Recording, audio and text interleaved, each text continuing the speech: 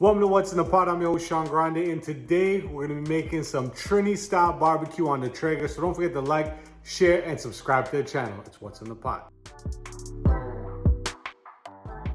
Thank you very much for tuning into What's in the Pot. So I have a chicken washed and cleaned. We're going to start seasoning it up. Now this is Kinder's The Blend, which is garlic, salt, and pepper. I'm also adding some of the Slap Your Mama to give it a nice Cajun seasoning flavor. I love a little bit of spices with garlic, a little cayenne, a little bit of heat. You know how we like it in the Caribbean. We like a little bit of heat, but I'm also adding some of this Traeger's pork and poultry. Traeger pork and poultry, what I love about it, it's sweet, it's smoky, it complements any kind of chicken, any kind of ribs. It has a little bit of sugar in there, so it adds a nice extra flavor. We're also gonna be adding some paprika to add a little bit more heat and a little bit more smokiness.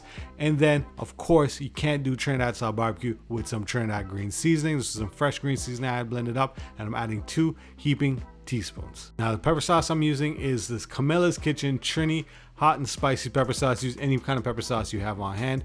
Then what we're gonna do is we're gonna make sure we get this chicken nice and seasoned up, and then we're gonna be putting it in the pot. Now this is a typical Trinidad style of doing barbecue chicken. You let the chicken steam for about 20 minutes. All the flavors are gonna soak in there. You don't wanna cook the chicken thoroughly. You're just kind of cooking it at least about halfway through.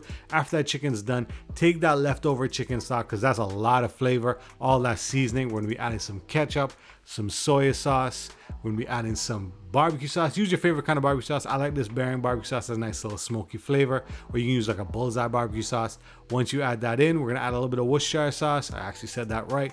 Add the Worcestershire, add a little bit more pepper sauce. I'm using the same Camilla's Kitchen pepper sauce. A little bit of orange juice to add a little bit of tang, and then we're gonna mix that up and let that come to a boil, and that's the barbecue sauce we're using for our chicken. Now I have my grill set to 350 degrees. It's been preheating, so once your grill reaches 350 degrees, go ahead and put your chicken on. I'm actually using a hickory type pellets. I like that little bit of that smoky flavor that the hickory gives. You can use any kind of pellets you use.